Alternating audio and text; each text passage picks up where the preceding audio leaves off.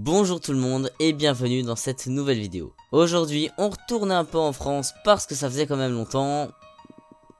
Oui, non, enfin, pour les musical reviews, je veux dire. Mine de rien, la dernière, c'était celle sur Mozart l'opéra rock, et ça fait quand même un bail. Alors aujourd'hui, on repart sur une comédie musicale française, et pas des moindres, puisqu'elle fait partie des plus connues parmi les musicals français modernes, et qu'en plus, elle sera rejouée en France dans les mois à venir. J'ai nommé Le Roi Soleil. Et ouais, il était temps que j'en parle, surtout que j'ai voulu faire en sorte que le musical review sorte avant le musical reaction cette fois. Alors, commençons par les détails factuels. Le Roi Soleil, c'est quoi ? Le Roi Soleil, c'est une comédie musicale française jouée originellement en 2005 au Palais des Sports de Paris, qui dure approximativement 2 heures, avec à la mise en scène Kamel Wally et produite par Albert Cohen et Dovatia. Et ouais, encore et toujours eux, les mêmes qui avaient fait 1789 et Mozart l'opéra rock. D'ailleurs, ces trois dernières sont un peu considérées comme, et je mets de gros guillemets, une sainte trilogie. À la composition, on aura toujours Dovatia accompagné de Rod Janois, nos deux amis qui avaient composé la comédie musicale JoJo's Bizarre Adventure Phantom Blood. J'essaye d'un peu varier, mais bon, j'y peux rien si c'est toujours les mêmes. Bon, à part ça, la comédie musicale a également eu droit à une adaptation coréenne, mais sinon, elle n'a pas vraiment quitté le territoire français. Contrairement aux Amants de la Bastille et à Mozart l'opéra rock, qui ont été joués dans pas mal de pays, notamment encore et toujours le Japon, où les Amants de la Bastille est actuellement rejoué d'ailleurs. Enfin, c'est bien beau tout ça, mais le Roi Soleil, ça parle de quoi? C'était qui le Roi Soleil? Louis XIV, dit le Roi Soleil, est un ancien roi de France né en 1638 et mort en 1715 à l'âge de 77 ans.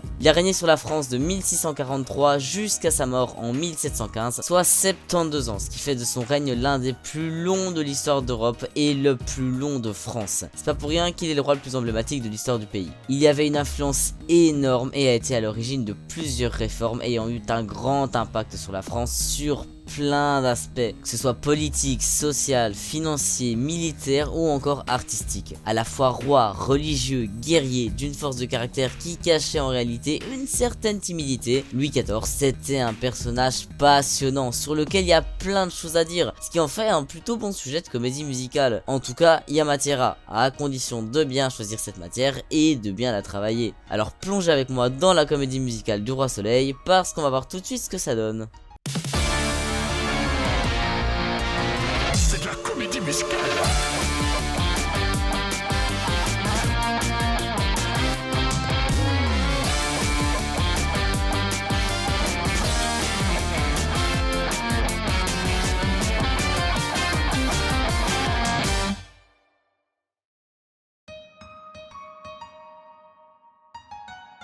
La pièce commence sur la fin de la fronde et là je vais avant toute chose vous expliquer ce qu'est la fronde. Bah oui pardon, mon but n'est pas de devenir Wikipédia, mais en même temps on nous balance comme ça dans le truc sur à nous expliquer. D'accord, il y a bien Molière qui est là pour nous dire que c'est la fronde, mais il nous en dit pas vraiment plus. En même temps il est pas vraiment là pour nous donner un cours d'histoire, contrairement à moi. Du coup, la fronde, c'était en gros une période de 5 ans de 1648 à 1653, lors de laquelle le pays était pris dans pas mal de tensions financières et fiscales, ajoutées à une montée de l'autorité monarchique très contestée par le peuple. Bref, en gros, les gens étaient pas contents, comme les bons français qu'ils sont, car qui a déjà vu les français contents de leur gouvernement, je vous le demande. Donc, revenons-en au musical, ça commence avec la fin de la fronde, mise là pour mettre un peu dans le contexte, dans le sens où ça nous fait quand même comprendre l'ambiance en France à ce moment-là. S'ensuit ensuite le couronnement de Louis XIV, arrivé l'année qui suivra la fin de la fronde, et à partir de là, la pièce nous racontera le règne du Roi Soleil, ou en tout cas une partie, en traversant les passages les plus emblématiques. Et maintenant que vous savez tout, il est temps de voir concrètement ce que ça donne et de passer à l'analyse. Et comme la plupart du temps, on va tout de suite entrer dans le vif du sujet, en commençant par la mise en scène.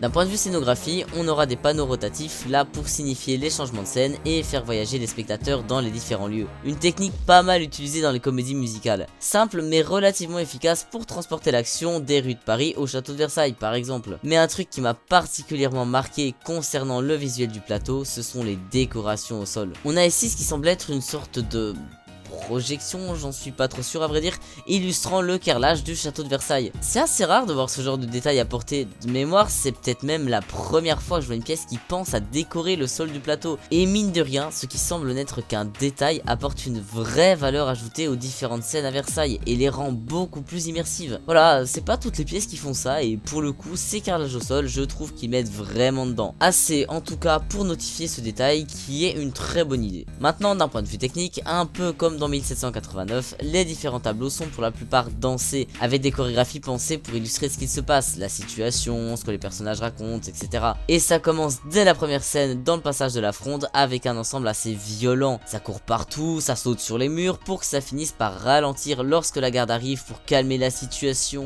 en tirant dans le tas. Et alors, la chorégraphie qui évoquait jusque-là principalement de la colère, maintenant plus calme, plus lente, nous montre l'au-delà de cette colère, la souffrance du peuple. Ou alors, on a aussi le passage lors duquel Louis et son premier amour, Marie, vont se déclarer leur flamme. On a d'abord Marie nous livrant ses états d'âme seule sur scène avec un ensemble de danseurs illustrant plus ou moins ce qu'elle dit, ce qui change dès que Louis arrive où la danse jusque-là solo va se transformer en danse de couple. Mais le passage le plus marquant, qui est pour moi indubitablement le meilleur passage de la pièce, c'est la scène du couronnement de Louis XIV. On a bien évidemment ce qu'il raconte dans la chanson Être à la hauteur, dont on parlera plus en détail dans le point d'après, mais la chanson est loin de faire le job toute seule. Alors qu'il commence à chanter, à nous livrer ses états d'âme, d'abord seul avec lui-même, on lui remettra son sceptre, sa couronne, sa cape, avant que la noblesse n'arrive en même temps que la musique s'emballe. Et pendant tout ce temps où ses sujets tournent et dansent derrière lui, Louis reste là, statique, fidèle à lui-même et imperturbable, assumant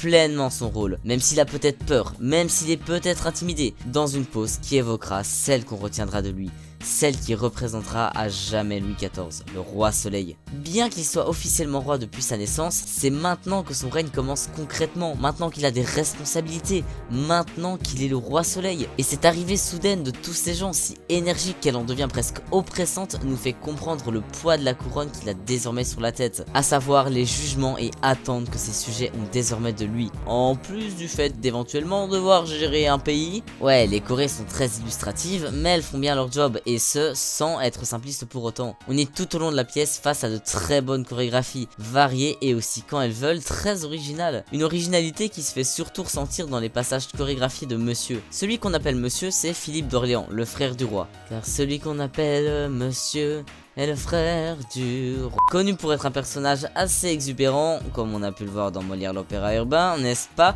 Qui du coup sera mis en scène dans des tableaux à son image. Avec un personnage comme celui-là, ils pouvaient se lâcher en termes de mise en scène et ils l'ont fait. Ce qui fait qu'on se retrouve avec des gens qui volent dans les airs, qui sautent en trampoline et les rendus nous en mettent plutôt plein la vue. Après, si l'acte 1 est beaucoup composé de ces tableaux plutôt efficaces, le rythme ralentit vachement à l'acte 2 où on a beaucoup de scènes de théâtre plus intimistes sans chorégraphie ou autre effet grandiose. Je dis pas que c'est une mauvaise chose, mais pour le coup on sent vraiment une grande différence de rythme entre les deux actes. Bien sûr, on a aussi des danses à l'acte 2, mais je trouve que leur apparition est la plupart du temps beaucoup moins significative, voire même un peu curieuse et plus superficielle qu'à l'acte 1. Je pense notamment à tous ces petits interludes pendant lesquels on a juste un danseur qui débarque de nulle part dans une tenue qui n'a rien à voir avec la choucroute pour nous faire une sorte de danse jazz contemporaine. J'ai l'impression que les Français sont assez fans de ça parce que je vois souvent ce genre de truc où il y a un mec ou une meuf à moitié à poil qui débarque de nulle part quand il y a un trou à combler dans leur musical. Mais pour le coup, je trouve que ça apporte rien, voire même que ça parasite un peu la pièce. Et on n'a pas trop ça à l'acte 1, c'est vraiment qu'à l'acte 2, ce qui leur donne encore une fois un rythme très différent, comme si la direction artistique était pas tout à fait la même d'un acte à l'autre. Ce qui en fait une mise en scène globalement pas mauvaise, mais du coup pas toujours très homogène. Je vais pas mentir, en regardant la pièce la première fois, les chansons m'avaient laissé un peu indifférent. Même en réécoutant l'album par la suite, quand bien même il y a une ou deux chansons qui se démarquent légèrement des autres, j'ai trouvé qu'il n'y en avait aucune de vraiment folle ni très originale. C'est peut-être une question de goût, mais je les trouve dans l'ensemble, pour la plupart en tout cas, relativement plates. Sans dire qu'elles sont fondamentalement mauvaises pour autant, mais que ce soit dans l'écriture ou dans la composition, elles sont sympas, mais elles ont rien de vraiment fou. Pour vous voyez un peu le niveau, le meilleur jeu de mots qu'on a, c'est Monsieur le frérot qui nous chante dans la chanson Vice Versailles. Tout est dans le titre. Vous avez compris? Vice versa, Vice Versailles, Versailles, là où habitait le roi. Vous avez compris, oui ou non? subtilité. Il y en a même certaines que, je vais pas vous mentir, je trouve carrément chiantes, dont la chanson finale, ce qui est quand même ballot. Après, d'une manière générale, dans le contexte de la comédie musicale, elles font leur job, plutôt varié, adapté à la situation et aux personnages qui la chantent. Un thème agressif pour un passage de révolte, lent et doux pour un passage romantique, enfin voilà, à la base quoi. Et puis aussi, on a de plutôt bonnes chansons d'introduction de personnages. Elles correspondent vraiment à celui qui la chante et nous fait, de fait, assez facilement comprendre son caractère et tempérament. Là où une comédie musicale de 2 heures avec pas mal de persos n'a pas forcément le temps de s'attarder des scènes durant sur l'un pour nous le présenter. Pour moi, en ce sens, la meilleure c'est Être à la hauteur, la chanson d'introduction de Louis XIV qu'il chante lors de la scène de son couronnement. C'est une chanson qui, même pendant les refrains où ça, entre guillemets, pète un peu plus, reste dans une mélodie chantée très douce. Mais au moment où les sujets arrivent, l'instru devient tout de suite beaucoup plus vive, presque violente, et malgré ça, malgré la pression amenée par la mise en scène et la musique, son chant reste tranquille, à la fois doux et impassible. La royauté lui est tombée dessus et il a pas d'autre choix que de l'assumer, mais sans tomber dans le pathos du mec qui se plaint, ce à quoi la douceur de la mélodie aurait pourtant pu facilement inviter. Le fait qu'il reste dans son truc malgré le changement de ton soudain de la scène qui lui tombe dessus, comme l'épée de Damoclès qu'il avait au-dessus de la tête depuis sa naissance, nous présente un Louis affirmé, qui prend ses responsabilités et nous dit justement qu'il en a plus conscience que jamais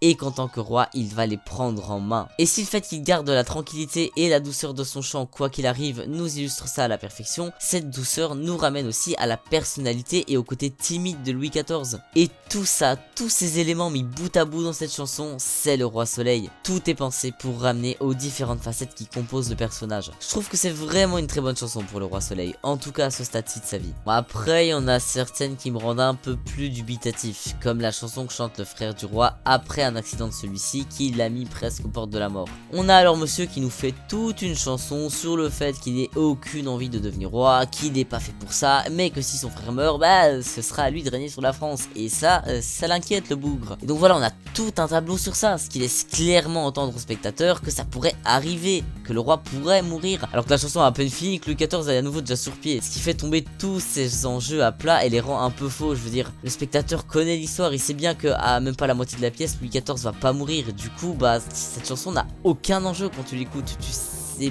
bien que ce qu'il raconte ne va pas arriver, du coup, bah on se demande un peu pourquoi il est là quoi. Sur le coup je me dis, est-ce que ça valait vraiment le coup de faire toute une chanson là-dessus? Vous allez peut-être trouver que je chipote, et c'est peut-être le cas, mais pour le coup elle est bien sympa, mais j'ai trouvé l'arrivée de cette chanson un peu curieuse et j'ai pas vraiment saisi sa pertinence. Sinon à part ça, les chansons font de manière générale plutôt bien leur job, mais se contentent un peu de ça, et je trouve qu'elles ne se suffisent pas vraiment à elles-mêmes de manière générale, ce qui est un peu dommage.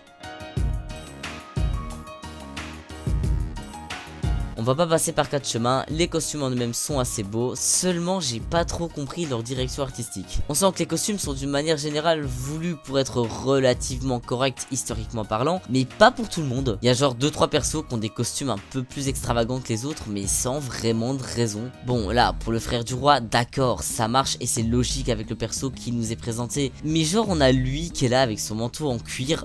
Pourquoi? Je suis désolé, mais il fait un peu tâche au milieu des autres. D'autant plus que j'ai vraiment pas trouvé pourquoi lui spécifiquement portait un costume avec cette direction artistique là. Ou bien la reine mère qui, certes, a une robe inspirée des robes de l'époque, mais avec quand même une certaine valeur ajoutée, une certaine extravagance qu'on retrouvera nulle part ailleurs. Ah, et puis aussi on a un passage avec une sorte d'invocation de démon, je sais pas trop quoi, et je suis vraiment pas fan de leur design. Ces espèces de tenues là, un peu sexy, très modernes pour illustrer ce genre de personnage, c'est vu et revu. Bon, après, la pièce date aussi d'il y a 20 ans, mais quand même. Par contre, si les costumes sont d'une manière générale très beaux, il y a un truc qui va pas du tout, les perruques. Bon, heureusement pas toutes. Faut savoir que la plupart sont des laces, c'est-à-dire une perruque avec un filet de dentelle qui donne une illusion de véritable implantation sur le crâne. Et quand c'est pas le cas, ça peut vite donner l'impression d'avoir un casque de cheveux sur la tête, surtout quand les cheveux sont en arrière, ce qui en l'occurrence est totalement le cas. Oui, je sais, la noblesse portait vraiment des perruques à l'époque, mais là ça fait juste bizarre et c'est pas beau. Je veux dire, regardez-moi la perruque du gamin qui donne l'impression d'avoir envie de crever au passage. Là il y a vraiment zéro effort, on voit carrément ses cheveux. Ah, et aussi je trouve que l'ensemble est trop maquillé. Et pour le coup je parle pas de la noblesse, où là bah c'est normal. Probablement que c'est le rush pour passer de l'ensemble peuple à l'ensemble noblesse, mais il n'empêche que ça fait un peu bizarre de voir un citoyen du bas peuple français du XVIIe siècle maquillé comme ça.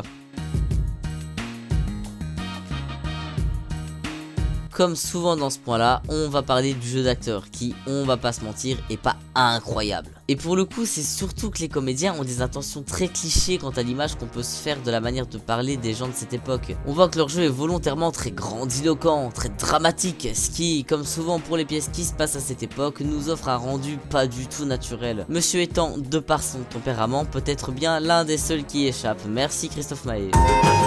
Par contre, ce qui est marrant, c'est que c'est tout l'inverse de Louis. Je trouve qu'il a un jeu très monocorde auquel il va rarement apporter de nuances, ce qui va donner un Louis XIV un peu plat, sans vraiment de relief ni d'évolution. On sent que le comédien a une belle sensibilité et peut arriver à nous transmettre de très belles émotions, mais il reste toujours sur la même longueur d'onde. En gros, on a une jolie déco, mais qui, à part être là et exister, ne fait pas grand chose. Limite, son frère est plus mémorable que lui, et à ce que je sache, la pièce s'appelle quand même Le Roi Soleil, et pas Monsieur le frère du roi, wesh wesh ma vie, ils vont trop kiffer ces bolos. Et puis aussi, il parle toujours avec beaucoup trop d'air, avec une voix soufflée, un peu comme Roméo dans Roméo et Juliette. Et si vous avez vu ma critique sur Roméo et Juliette, vous savez que c'est pas un compliment. Ce qui va renforcer cet aspect plaqué dans son jeu. La seule fois où on va réellement entendre sa voix, c'est à plus d'1 heure de la pièce, lors d'un passage où il va, pour une fois, chanter avec sa poitrine. Moment lors duquel le personnage a pris de l'assurance, de l'autorité. Mais c'est bien le seul, parce qu'après on va tout de suite retomber dans ce qu'il nous faisait depuis le début. Et c'est dommage, parce que ça aurait pu donner une évolution au personnage. Et puis il a vraiment une belle voix, alors qu'il nous la fasse entendre, bon sang. Un autre truc que je trouve dommage, ce sont les erreurs historiques. Bien sûr, c'est une comédie musicale, pas un documentaire sur Louis XIV, et prendre quelques libertés artistiques pour rendre un effet plus intéressant dans un contexte de comédie musicale, c'est tout à fait ok.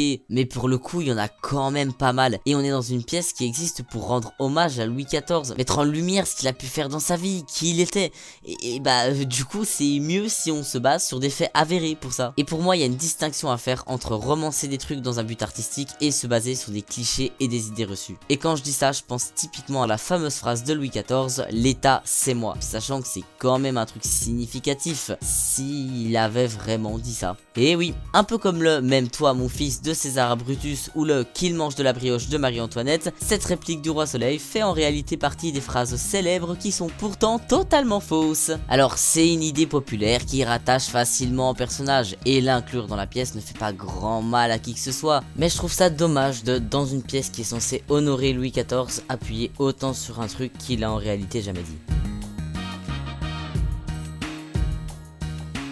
Je vais pas mentir, quand j'ai vu la pièce la première fois, moi qui en attendais beaucoup de par sa réputation, bah j'avais été un peu déçu. Sur le coup je l'avais trouvée fade et elle m'avait laissé une impression d'indifférence la plus totale. À tel point que je n'avais au premier visionnage même pas remarqué ses qualités. C'est pourquoi quand je l'ai revue pour l'analyser, j'ai plutôt été agréablement surpris. Moi qui étais parti pour analyser une pièce un peu nulle, je me suis contre toute attente retrouvé devant un très beau spectacle avec des chorégraphies recherchées, des décors et des costumes plutôt beaux, nous offrant des tableaux magnifiques et des chansons, bien que malheureusement loin d'être des révélations musicales, qui fonctionnent pas trop mal dans le cadre de la pièce. Le gros truc dommage avec cette pièce pour moi est finalement plus sur le fond que sur la forme. Cette pièce qui est quand même un hommage au plus grand roi de France est très superficielle. Elle est basée sur beaucoup de clichés et se contente la plupart du temps de n'effleurer que la surface de ce qu'elle raconte, ce qui la rend par moments un peu vide. Elle parle du Roi Soleil, mais au final elle nous a montré quoi du Roi Soleil? Elle nous a appris quoi sur lui? Et malgré tout, moi qui pensais sincèrement le contraire avant mon analyse, c'est pas une pièce vraiment mauvaise, mais qui aurait pu aller vachement plus loin dans ce qu'elle proposait, parce qu'elle avait vraiment tous les éléments pour. Et nous voilà déjà arrivés à la fin de la vidéo, en espérant qu'elle vous aura plu et intéressé. Perso, j'en suis plutôt content, parce que moi qui m'étais décidé à en faire un musical review, entre autres pour avoir un élément de comparaison avant de voir sa nouvelle version au Palais des Sports, ça m'a finalement permis de redécouvrir la pièce, dont j'avais clairement pas capté toutes les qualités d'un premier abord. Et alors qu'à la base j'étais pas si emballé que ça à l'idée d'aller la voir à Paris, ben finalement maintenant j'ai plutôt hâte. Vont-ils l'améliorer? Vont-ils sortir de tous ces clichés, toute cette superficialité et exploiter son plein potentiel? Honnêtement, j'ai pas trop d'espoir à ce niveau-là. Quoi qu'il en soit, n'hésitez pas à me donner votre avis là-dessus en commentaire. N'hésitez pas non plus à partager la vidéo si vous voulez me donner de la force, ça m'aide, vous n'avez pas idée ce genre de petits trucs. Et si vous voulez ne rien louper pour la suite, n'hésitez pas non plus à vous abonner à la chaîne, tout simplement. Sur ce, je vous souhaite une bonne journée, une bonne soirée, et je vous dis à la prochaine.